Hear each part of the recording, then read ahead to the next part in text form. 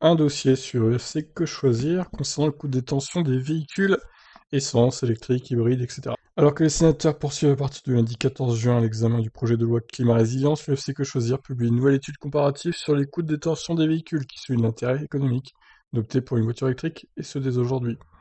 À la vue du défi consumériste, environnemental et sanitaire que représente la mobilité, l'UFC Que choisir appelle les pouvoirs publics à mettre en place une série des mesures propres à favoriser, dans le cadre d'un usage plus modéré des mobilités individuelles, l'adoption de véhicules moins émetteurs, notamment en améliorant par la loi l'information donnée aux consommateurs sur le coût d'utilisation des véhicules.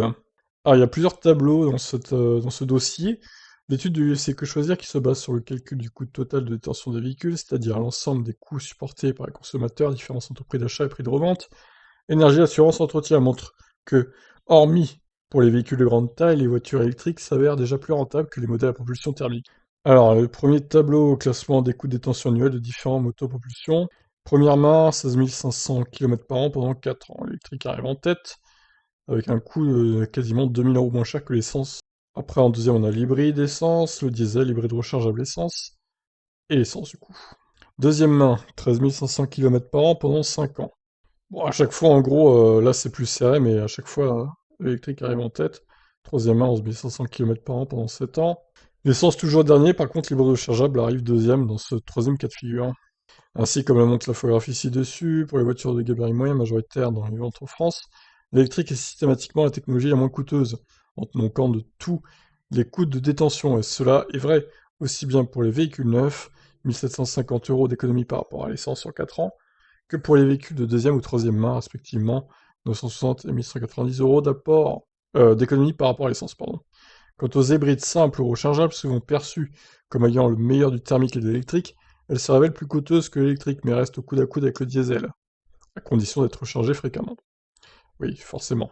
La compétitivité prix de l'électrique repose aujourd'hui sur deux piliers. D'une part, le coût de l'énergie, en moyenne 73% plus faible que pour une voiture essence de taille moyenne, sur l'ensemble de la vie du véhicule.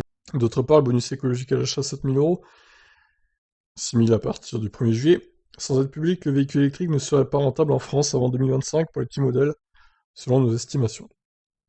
Bah oui, heureusement qu'il y a le bonus, hein, sinon, évidemment, ça serait catastrophique. Moi-même, hein, s'il n'y avait pas eu le bonus de 6000 € à l'époque, j'aurais pas acheté le Kona, clairement. Je serais resté en thermique, sûrement. Malheureusement. Enfin, je serais resté... non, je serais resté en Ion, en fait. Quel enfer. Parce que la Ion, du coup, j'ai acheté l'occasion, j'ai pas eu de bonus, hein. Il n'y avait pas le bonus de 1000 € à l'époque, en 2016. Dommage d'ailleurs. L'électrique, une option particulièrement attractive pour les gros rouleurs. Première main, 20 000 km par an pendant 4 ans. Bon, toujours en tête, hein, de toute façon, ça change pas. Diesel deuxième, par contre, et pour rechargeable troisième. Hybride essence, par contre, pour les gros rouleurs et dernier. Petit rouleur. Première main, 10 000 km par an pendant 4 ans. Électrique en tête. Diesel deuxième, essence troisième, hybride essence, hybride rechargeable dernier. Alors, 10 000 km par an, je sais pas si on peut appeler ça quand même petit rouleur. 10 000 par an, ça reste une moyenne correcte, je trouve. Petit rouleur, pour moi, c'est plus 5 000 par an, 7 500 à la limite. Mais 10 000, on peut pas appeler ça petit rouleur quand même. Par exemple, une citadine électrique neuve ferait économiser chaque année à un propriétaire gros rouleur 20 000 km par an, 1275 € par rapport à une voiture essence, 725 € en diesel, quand un petit rouleur économisera 625 € par rapport à l'essence et 425 € par rapport au diesel. Le véhicule électrique tire donc son épingle du jeu pour les usagers en zone rurale et périurbaine qui effectuent un kilométrage souvent plus élevé qu'en ville au quotidien et qui ne bénéficient souvent pas d'une offre de transport commun adaptée. Les plus gros rouleurs ont ainsi tout intérêt à basculer vers des véhicules plus décarbonés. Et c'est une bonne nouvelle pour le climat alors même que la voiture particulière avec 16% des émissions de gaz à effet de serre est le deuxième pollueur de France. Mais la bascule vers la voiture électrique ne saurait se produire à moins de lever les freins auxquels elle est encore confrontée, autonomie restreinte, besoin d'un réseau de recharge efficace et facile d'usage.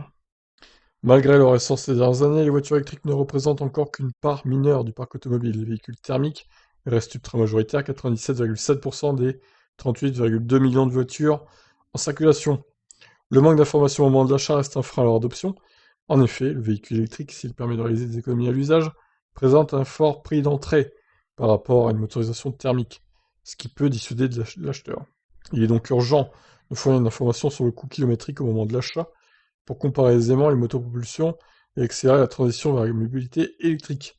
Cette réflexion doit prendre toute sa place dans la discussion de la loi climat résilience. Si diminuer la place de la voiture individuelle dans les déplacements reste la priorité, la voiture électrique a une carte à jouer dans la décarbonation des transports. Au vu des objectifs de baisse d'émissions carbonées de la France et de l'intérêt économique grandissant que les technologies à faible émission apportent aux consommateurs, l'UFC Que Choisir demande aux parlementaires français de renforcer avant l'achat l'information des consommateurs sur les performances économiques, coûts d'utilisation kilométrique et environnementale, analyse du cycle de vie d'un véhicule, maintenir le bonus écologique à l'achat des voitures électriques jusqu'à ce que leur coût de détention global soit équivalent à celui d'un véhicule thermique.